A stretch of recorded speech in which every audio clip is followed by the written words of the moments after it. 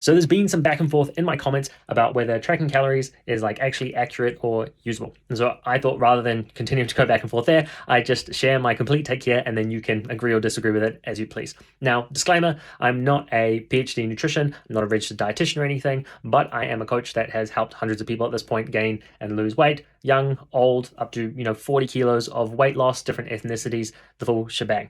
And I did study nutrition at the tertiary level, so I like to think I've got a little bit to offer on this. So first up, is calorie counting or like weighing and tracking your food in an app actually accurate? And the answer is it's not exactly. Like there are all sorts of inaccuracies. There are regional inaccuracies when you have broccoli, in China that you're eating and your calorie counting app was made in the US using US foods. There's going to be slight differences in the calorie density of those. Now there are differences in how much you absorb versus what is actually in the food. And there's going to be some measurement error along the way. But all of these things are quite small in comparison to the overall calories we're eating each day. I like to use the example of if there was a train traveling at 200 kilometers an hour and it had a head-on collision with a fly, technically the train slows down, but it's not going to be enough that anybody on board is going to notice. Now, if there is an expert in nutrition, maybe, the order of magnitude is different for this. Maybe it's a bird hitting the train or the train hitting a cow or the train hitting a car or something. I don't know why this has got so morbid, but you get the idea. Like maybe the driver feels a bump, but the train's not going to stop because the order of magnitude of these things are so small compared to the overall bigger picture of what's going on.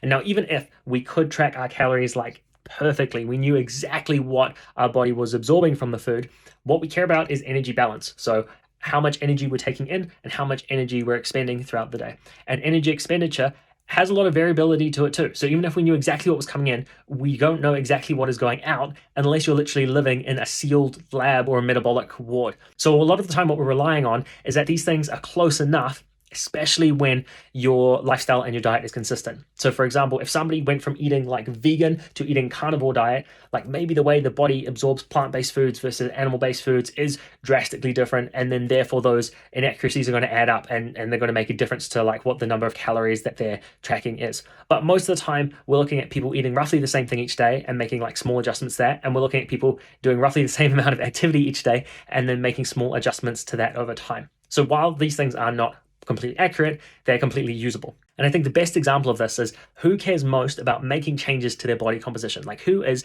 the professionals at making these small adjustments? And that would be competitive bodybuilders. Bodybuilding is basically competitive dieting. Like they are getting down to the leanest that anyone ever gets to. And also they're doing things like manipulating their carbs and salts so that, they draw water into the muscle and then the water's not spilling out into the interstitial space and ruining their definition. So if calorie counting is accurate enough for them to make these like minute adjustments and things, then it's accurate enough for you to lose a few kilos with. Let me know if you have any questions in the comments.